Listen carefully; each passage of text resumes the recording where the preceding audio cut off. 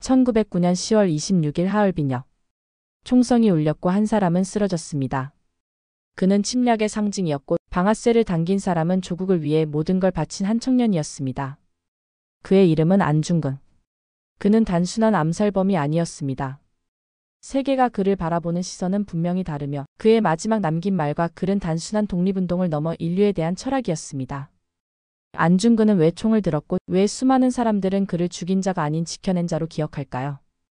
지금부터 그의 인생, 철학, 그리고 죽음에 담긴 진심을 따라가 봅니다. 1. 조선의 아들 안중근의 탄생. 1879년 9월 2일 황해도 해주에서 안중근은 태어났습니다.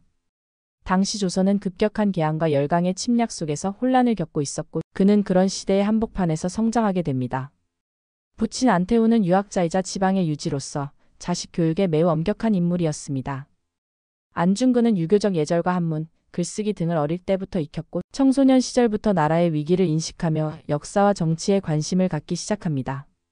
청년기에는 서양 문물에도 눈을 뜨며 가톨릭에 입문했고 세례명은 도마였습니다. 그는 신앙을 통해 인류애를 배우고 무력보다 이상을 중시하려 했지만 점점 조국의 현실과 마주하면서 선택의 방향이 달라지기 시작합니다. 그는 단순히 민족주의자가 아닌 사상과 신념, 철학으로 자신의 행동을 설명할 줄 알았던 사상가였습니다. 2. 스승 아들 교육자가 되다. 안중근은 20대 중반에 직접 사문학교를 세웁니다. 이 학교는 국어, 역사, 체육 등을 중심으로 민족 교육을 강조하는 학문기관이었습니다.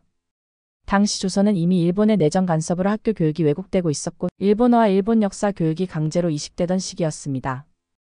안중근은 이를 단호히 거부하며 한민족의 뿌리를 지키는 교육을 실천합니다. 그는 아이들을 가르치며 나라의 독립은 총과 칼보다 정신과 문화에서 시작된다는 생각을 품었고 수많은 청년들에게 나라를 지키는 가장 첫걸음은 역사 공부라고 강조했습니다. 하지만 교육만으로 조선을 지키기에는 시대가 너무 급박했습니다. 그는 점차 일본의 침략이 단순한 문화적 탄압을 넘어 국가의 존립 자체를 위협하고 있다는 현실을 깨닫게 됩니다. 그는 교단을 떠나 민중과 함께 싸우기로 결심합니다. 3. 동양 평화를 꿈꾼 사나이. 안중근이 총을 든 이유는 단순히 분노나 보복이 아니었습니다. 그는 동양의 평화를 위해 이토 히로부미가 제거되어야 한다고 판단했습니다. 이토는 메이지 유신의 주역이자 일본 제국주의의 상징이었습니다. 대한제국의 외교를 통째로 박탈한 을사능약의 설계자였고 고종 황제를 강제 퇴위시키고 한일 병합의 기틀을 닦은 인물이었습니다. 안중근은 그가 조선뿐 아니라 중국, 만주, 러시아, 나아가 동양 전체의 안정을 위협한다고 보았습니다. 그는 단순한 애국자가 아니라 일본의 침략에 맞서는 아시아 차원의 지식인이었습니다. 그는 동양 평화론을 주장했고 조선, 중국, 일본 3국이 서로를 침략하지 않고 평화 공동체를 이루어야 한다는 이상을 제시합니다. 그에게 이토는 단지 원수가 아닌 동양의 미래를 망치는 존재였습니다. 4. 하얼빈의 총성 의거의 순간. 1909년 10월 26일 아침 안중근은 러시아 영토에 위치한 하얼빈역에 잠복하고 있었습니다. 이토 히로부미는 만주 순시를 마치고 돌아가는 길이었고 이날 열차에서 내리는 순간을 노린 거사였습니다. 그는 침착하게 이토를 향해 총을 쐈고 총 3발이 이토에게 명중되어 현장에서 사망하게 됩니다. 이후 안중근은 바로 체포되었고 자신의 정체와 목적을 숨기지 않았습니다.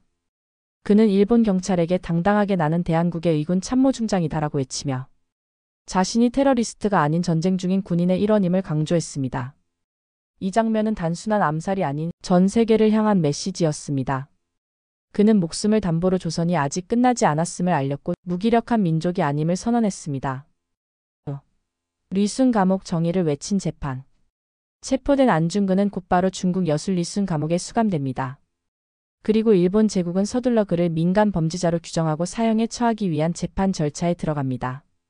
하지만 안중근은 그 재판을 기회로 바꿉니다. 그는 법정에서 자신의 행동을 전쟁 중의 정당한 군사작전이라고 주장합니다. 이토 히로부미가 침략의 원흉이며 자신은 조국의 독립과 동양 평화를 위한 정당한 전쟁 행위를 한 것이므로 정식 전쟁 포로로 대우받아야 한다고 소합니다. 그의 진술은 일본뿐 아니라 세계 언론에도 보도되며 일본 제국이 문명국으로 포장한 외교 전략을 정면으로 비판하는 계기가 됩니다. 그는 재판 도중에도 손에서 펜을 놓지 않았고 동양 평화론 집필을 시도하며 사상가로서의 마지막 임무를 완수하려 애썼습니다. 6. 순국 그리고 끝나지 않은 꿈. 1910년 3월 26일 안중근은 사형을 당합니다. 그는 형 집행 전날 고해성사를 하고 유언을 남깁니다. 내가 죽은 뒤에 나의 유해는 조국이 독립된 후 고국으로 옮겨달라. 하지만 그의 유해는 일본에 의해 어디에 묻혔는지조차 알려지지 않았고 지금까지도 유해 발굴은 미완의 과제로 남아 있습니다. 안중근은 죽음을 앞두고도 흔들리지 않았습니다. 그는 감옥에서 간수에게 붓글씨를 가르치고 자신을 돌보는 간수와 통역에게도 마지막까지 예의를 갖췄습니다. 내 죽음이 헛되지 않기를 바랍니다. 그의 그 말은 시간이 흘러도 많은 사람들에게 울림을 줍니다. 그의 순국은 하나의 종말이 아니었습니다. 민족의 정신이 새로이 싹트는 시작이었습니다. 7. 안중근을 보는 세계의 시선.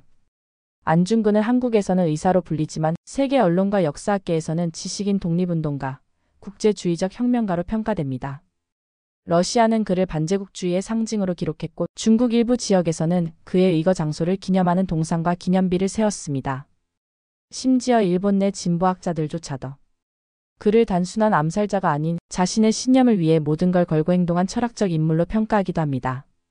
그는 단순히 나라를 위한 사람이 아닌 동양과 인류 전체의 이상을 품은 인물이었기에 그 영향력은 국경을 넘는 것이었습니다. 이러한 평가는 그가 남긴 기록들과 철학, 그리고 재판에서의 태도를 통해 세계가 그를 왜 기억해야 하는지를 분명히 설명해 줍니다. 8. 오늘날 우리에게 안중근이란. 지금 우리는 그를 얼마나 알고 있을까요? 그저 이토 히로부미를 쏜 인물, 그것이 전부일까요? 안중근은 철저히 준비한 사람이었습니다. 단지 열정이 아닌 이성과 전략으로 행동했고 단지 동맹을 결성하고 유서를 남기며 죽음조차도 의미 있는 메시지로 바꾼 사람이었습니다. 그는 죽었지만 그의 철학은 아직 살아 있습니다. 사람이 죽을 수는 있지만 정신은 죽지 않는다. 그가 남긴 말은 오늘을 사는 우리에게도 여전히 유효합니다. 무엇이 정의인지, 왜 우리는 역사를 기억해야 하는지, 그리고 언제나 진실을 향해 나아가야 하는 이유를 그는 삶 전체로 말하고 있었습니다. 안중근. 그는 방아쇠를 당겼지만 그 안엔 총알이 아닌 철학과 용기가 담겨 있었습니다. 그는 역사를 바꾼 인물이자 우리가 오늘도 묻고 고민해야 할 이름입니다. 무엇이 진짜 정의인지, 정의 앞에서 우리는 어떻게 살아야 할지를 그는 행동으로 보여주었습니다. 당신에게 안중근은 누구입니까? 영웅입니까? 사상가입니까? 아니면 우리 모두가 닮아야 할 인간입니까? 좋아요와 구독은 잊혀진 영웅의 이야기를 더 멀리 퍼뜨리는 힘이 됩니다. 다음 영상에서 또 만나요.